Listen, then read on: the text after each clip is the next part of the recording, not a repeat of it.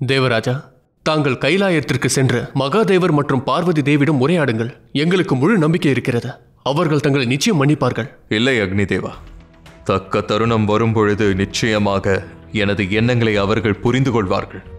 நான் தற்பொழுது கூட மானசாவிற்கு தீங்கு விளைவிக்க நினைக்கவில்லை. அவளுடைய சினத்தில் இருந்து இவ்வுலகை காக்க எண்ணினேன். இப்பொழுதோ அவர்களிடம் மன்னிப்பு கேட்பதில் எந்த அர்த்தமும் இல்லை. இப்பொழுது எனது மனதில் என்ன எண்ணம் என்றால், மகாகாளியின் சினத்தில் இருந்து நான் விலகியே இருக்க வேண்டும் என்று எண்ணுகிறேன்.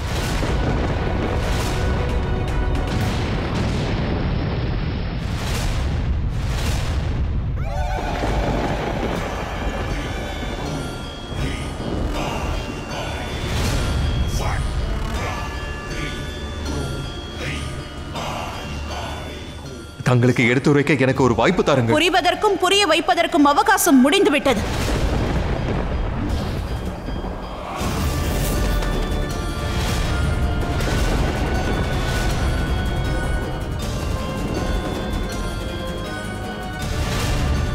ஒரு தவறு செய்துவிட்டால் அதற்கான பிராயச்சித்தத்தை தேட வேண்டும், பயம் கூடாது. நீ உனது நேரத்தை கடந்து விட்டாய் தேவேந்திரா. நான் இதுவரையில் காத்து கொண்டிருந்தேன். உனது தவறை புரிந்து கொள்வதற்கான அவகாசத்தை தந்தேன். எந்த தவறுக்காக மன்னிப்பு கேட்க வேண்டும் என்று உனக்கு தோன்றவில்லையோ அந்த தவறுக்கான தண்டனையை நீ அனுபவிக்க வேண்டும்.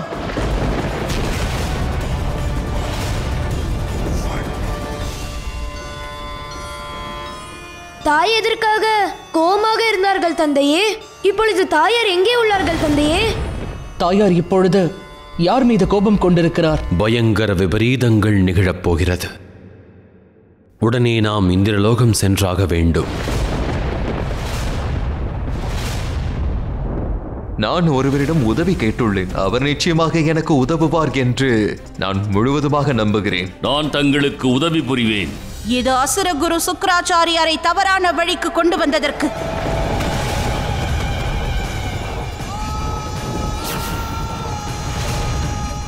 இது உட்பல் விதலை அனுப்பி என் மகள் மானசாவை அழிக்க துணிந்ததற்கு.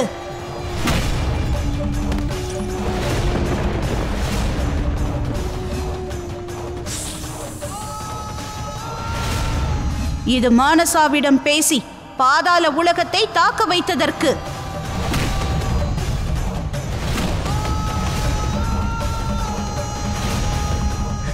என்னை மன்னித்து விடுங்கள் தாயே.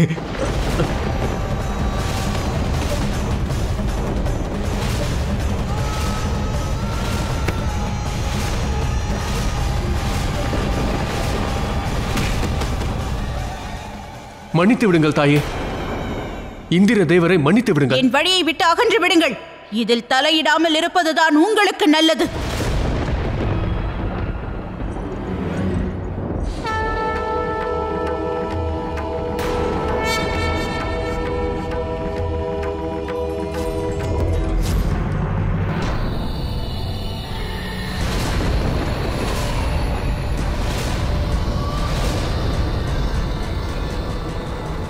மகாதேவா, மகாகாளியை தடுத்தாக வேண்டும். இந்திர தேவரை காப்பாற்றுங்கள்.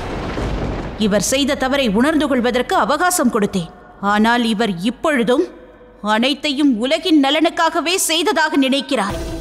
ஆனால் உண்மை என்னவென்றால், இவர் சக்தியின் பேராசையில், பாதுகாப்பின்மையின் உணர்வில் இருந்தார்கள். இவரின் இந்த பிரமையை உடைப்பது அவசியம். மானசா தனக்கு ஸ்தானம் வேண்டும் என்று நினைத்தாள். ஆனால் அவளுக்கான வழியில் அவள் தெளிவாக இருந்தாள். ஆனால் தாங்கள் தங்களுடைய வழியிலிருந்து வழி தவறிவிட்டீர்கள். மானசா தனது கர்ம பலனினால் தேவிக்கான ஸ்தானத்தை அடைந்து விட்டாள். அதை போலவே உங்களுக்கும் உங்கள் செயலுக்கான பலன் கிடைத்தே ஆக வேண்டும். உங்களுடைய கர்மத்தினால் இப்பொழுது நீங்கள் தேவராஜாவாக இருக்கும் தகுதியினை இழந்து விட்டீர்கள் தேவேந்திரா.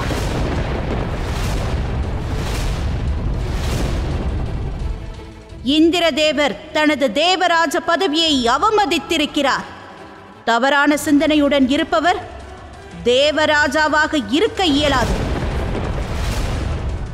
ஆகையால் இன்று இந்த கணமே மகா காளியான நான் இந்திரதேவரை அவரது தேவராஜ பதவியிலிருந்து நீக்கி உத்தரவிடுகிறேன்.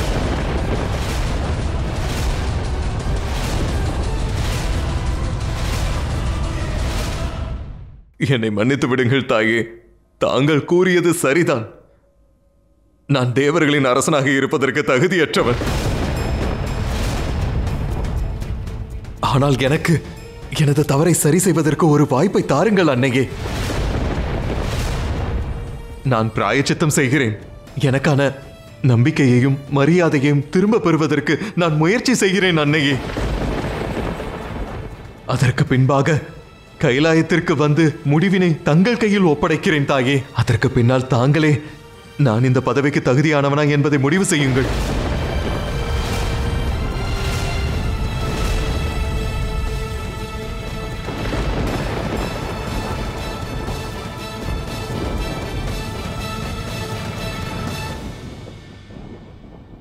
ஆகட்டும் தேவேந்திரா. ஆனால் ஒன்றை மட்டும் நினைவில் வைத்துக் கொள்ளுங்கள். தாங்கள் செய்த தவறை நீங்கள் உண்மையாக புரிந்து கொள்வதற்கு உங்கள் மனதில் உள்ள பேராசை, தவறான எண்ணங்களை நீங்கள் துறக்க வேண்டும். உங்கள் பதவியையும் உங்கள் கிரீடத்தையும் தியாகம் செய்து நீங்கள் இங்கிருந்து செல்லலாம்.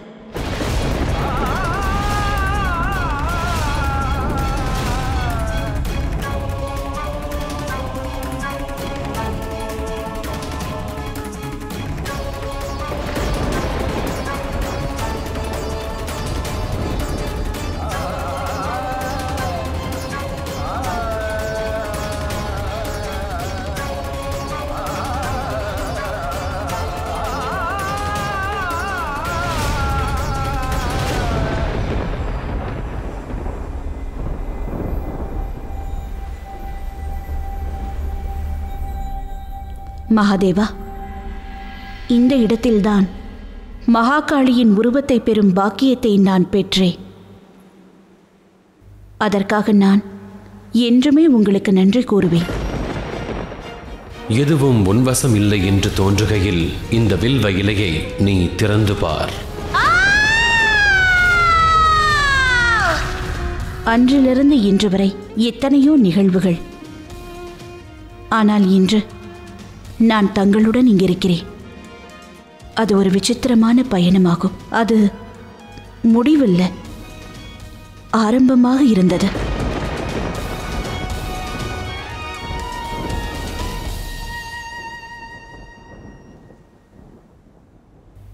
நான் மிகவும் மகிழ்ச்சியாக இருக்கிறேன் மகாதேவா. மானசாவின் அத்தியாயத்திலிருந்து நான் ஒன்றை கற்றுக்கொண்டிருக்கிறேன். நம்மிடம் இருப்பதை நினைத்து நாம் பெருமை கொள்ள வேண்டும். வாழ்க்கையின் ஒவ்வொரு நிமிடத்தையும் நாம் மிகவும் அழகாக வைத்திருக்க வேண்டும்.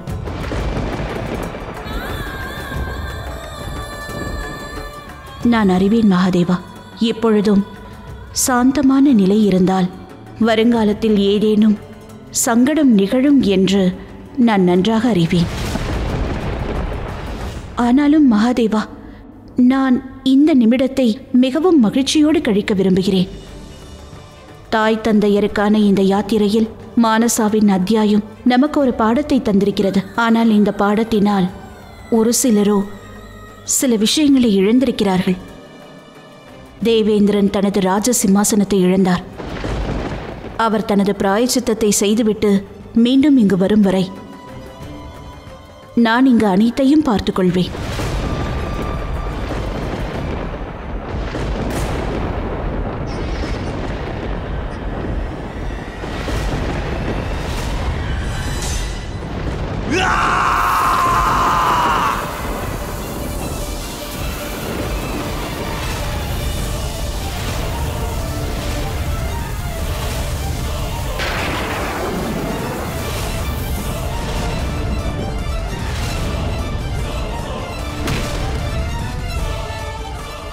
ஆகையால் இன்று இந்த கணமே மகா காளியான நான் இந்திர தேவரை அவரது தேவராஜ பதவியிலிருந்து நீக்கி உத்தரவிடுகிறேன். எனக்கு அரசராக இருக்கும் தகுதி இல்லை என்று மகாகாளி நினைக்கிறார்கள். இதற்கு பின்பாக அவர்கள் புரிந்து கொள்வார்கள். மேலும் நான் தேவர்களின் அரசராக இல்லாவிட்டால் இம்மூ உலகத்திற்கும் நிச்சயமாக அழிவு ஏற்பட்டுவிடும்.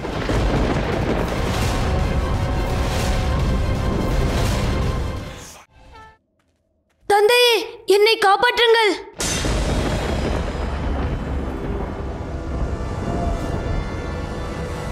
ஏதேனும் ஏதேனும் செய்யுங்கள் தந்தையே.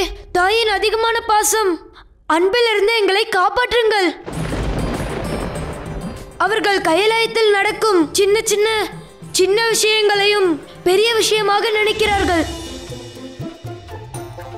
என்னவாயிற்று கணேசா? உனக்கு பசிக்கிறதா? இல்லை தாயே, நான் இதை பார்த்து கொண்டிருக்கிறேன். என்ன கோருகிறாய்? நீ சிறிது நேரம் காத்திரு, நான் உனக்காக உணவு கொண்டு வருகிறேன்.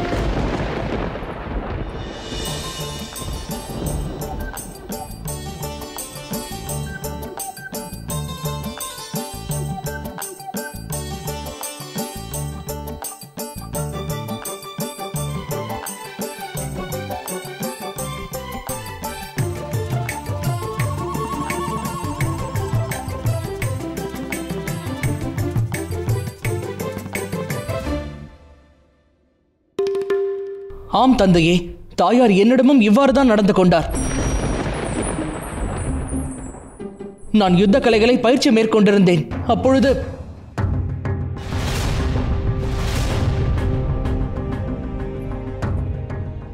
அவ்வாறு இல்லை மகனே, அம்பு நேராக இருக்க வேண்டும்.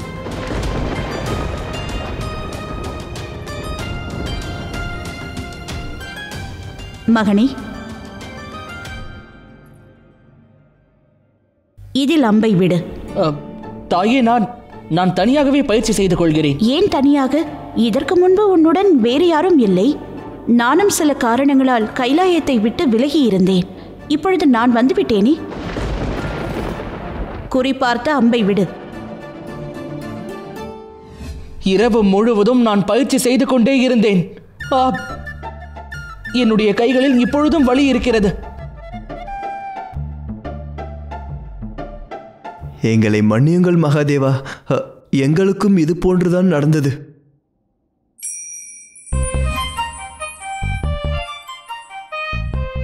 நந்தி,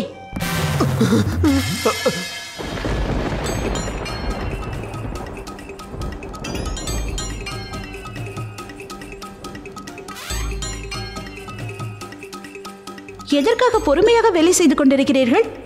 விரைந்து வேலையை முடியுங்கள்.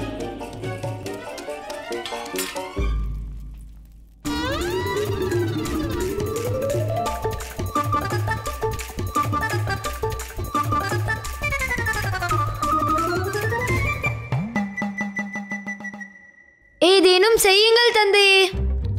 நீங்கள் தான் ஏதேனும் வழியை கண்டுபிடிக்க வேண்டும்.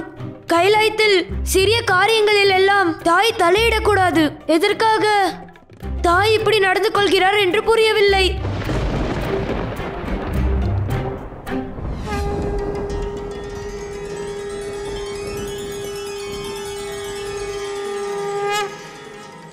என்னவாயிற்று? ஏன் அனைவரும் சோகமாக உள்ளீர்கள்? நல்ல வேளை வந்து விட்டீர்கள் மாமா. இதன் பிறகு நீங்களும் தந்தையாரும் தாயிடம் இந்த விஷயத்தை பற்றி பேசுங்கள். ஏனென்றால் எங்களுக்கும் அவர்களின் அதிகமான கவனிப்பிலிருந்து சிறிது நேரம் ஓய்வு வேண்டும். கவலை கொள்ளாதே கணேஷா, அனைத்தும் விரைவில் சரியாகிவிடும். இந்த பிரச்சனைக்கான தீர்வுக்கு நாம் பேசி ஒரு முடிவிற்கு வரலாமா மகாதேவா?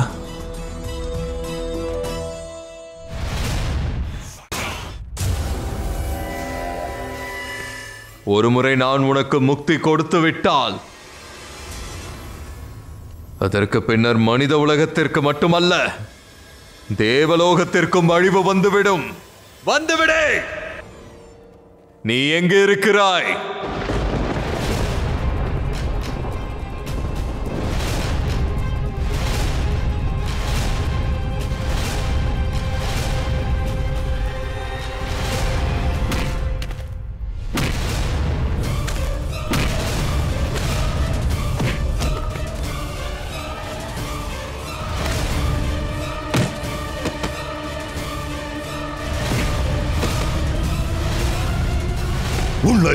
நான் சொல்வதை கேள்.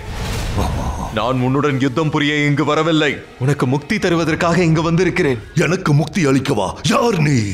நான் தேவ இந்திரதேவன். அப்படி என்றால் தேவராஜா இந்திரனா? என்னால் என்ன காரியமாக வேண்டும்? கவனமாக கேள். உன்னுடைய பெயரானது ஒரு சிறப்பு காரணத்திற்காகத்தான் வைக்கப்பட்டுள்ளது. உன்னுடைய வரத்தை நீ பயன்படுத்த வேண்டும். நீ எனக்காக மனித உலகத்தில் அழிவினை ஏற்படுத்த வேண்டும். அதற்கு கைமாறாக நான் உனக்கு இவ்விடத்தில் இருந்து முக்தி அளிப்பேன். ஏனென்றால் நீ இங்கு பல யுகங்களாக அடிமையாக இருக்கிறாய்.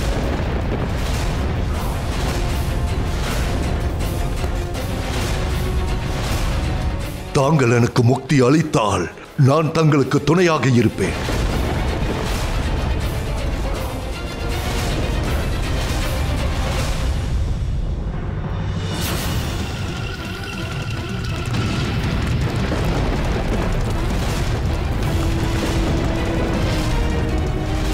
எனக்கு முக்தி கிடைத்து விட்டது. என்னால் சுதந்திரமாக வாழ முடியும். இந்திரதேவா, நான் தங்களுக்கு அளித்த வாக்கை நிறைவேற்றுவேன். மனித குலத்தில் உள்ள அனைவரையும் நான் அழிப்பேன். அனைவருக்குமே அழிவை தரப்போகிறான் இந்த நிரந்தக்.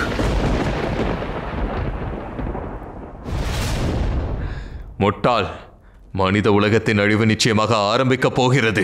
அதன் பின்னர் இந்த அழிவானது சிறிது சிறிதாக தொடர்ச்சியாக இருக்கும். உன்னுடைய அழிவிலிருந்து தொடங்க இருக்கும் நிகழ்வுதான் என்னுடைய லட்சியமாகும். ஏனென்றால் தேவர்களின் அழிவாக வந்து கொண்டிருக்கிறான். தேவர்களை அழிக்கும் வரத்தோடு வந்து கொண்டிருக்கிறான்.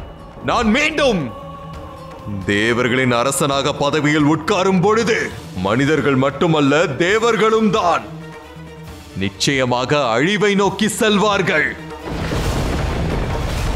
கைலாயத்தில் யாருக்கும் இதை பற்றி தெரியாது. பார்வதியும் இதை பற்றி அறிந்திருக்கவில்லை. அவருக்குள் இருக்கும் குழப்பம்தான் இது போன்ற செயல்களில் அவருடைய கவனத்தை அதிகமாக செலுத்த வைக்கின்றது. நாம் இதை குறித்து அவரிடம் சொல்லியாக வேண்டும் மகாதேவா. இந்த பிரச்சனைக்காக அவர்கள் தயாராக இருக்க வேண்டும். நாராயணா, இதுவரை விளைந்த சங்கடங்களை விட இது மிக பெரியதாகும். அவள் மகா காளி. விளைந்த சங்கடங்களை அவள் நிச்சயம் அறிந்திருப்பாள்.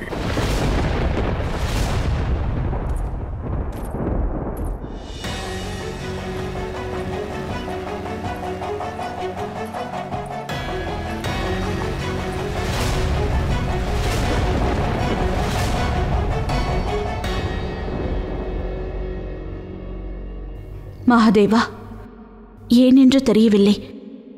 எனக்கு மிகவும் பயமாக உள்ளது. ஏதோ ஒரு சங்கடம் வரப்போகிறது. அதை அதற்காக நான் என்னை தயார்படுத்திக் கொள்ள வேண்டும்.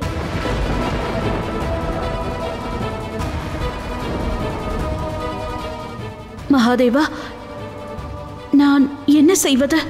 என் மனதில் இருக்கும் பயத்தை எப்படி போக்குவது? நீ உன் மனதில் அச்சம் கொண்டு கவலையுற்றிருக்கிறாய். எனினும் அதன் காரணத்தை நீ அறியவில்லை. ஆனால் நீ ஒரு மகா காளி. அழிவிற்கான அர்த்தத்தை நீ நன்கறிவாய். உன் கேள்விக்கான பதில் உன்னிடமேயே இருக்கிறது. நீ விரும்பினால் எதிர்காலத்தையும் உன்னால் கணிக்க இயலும்.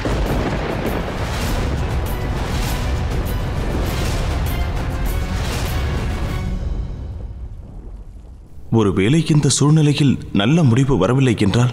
சங்கடங்கள் எதுவானாலும் சரி, எம் மார்க்கத்தை தேர்வு செய்தாலும் சரி, நடக்க வேண்டியது நிச்சயம் நடந்தே தீரும். நாம் நமது சக்தியை சரியாக பயன்படுத்த வேண்டும். நடப்பவை அனைத்தும் நன்மைக்காகவே என்பதை நான் அறிவேன். ஏனெனில் சக்தியின் மீது எனக்கு முழு நம்பிக்கை உள்ளது.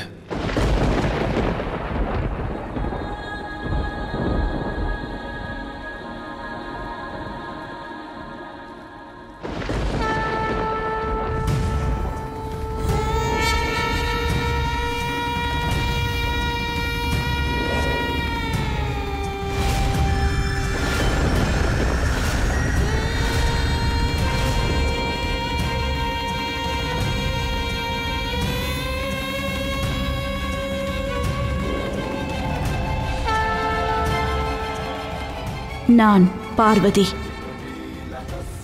எதிர்காலத்தை பார்க்க விரும்புகிறேன்.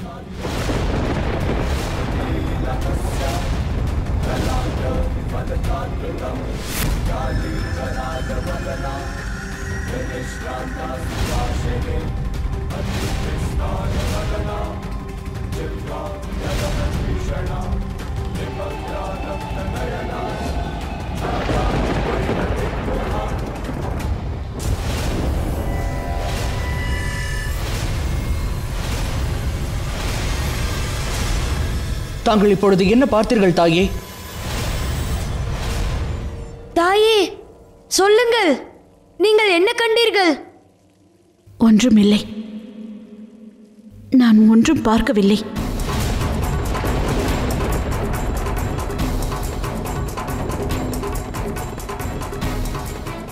என்ன?